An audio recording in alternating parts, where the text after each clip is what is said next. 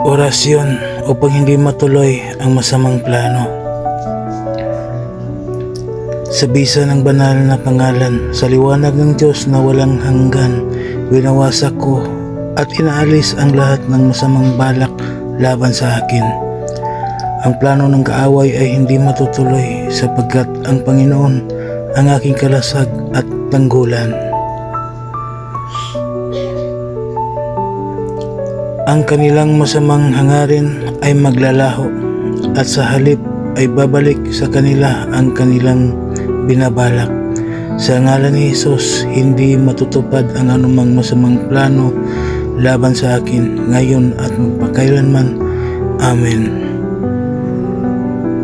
Bigkasin lamang ang mga orasyon na sumusunod ng 3 beses at iihip sa isang basong tubig at inumin, o di kaya ay iihip mo sa iyong dibdib.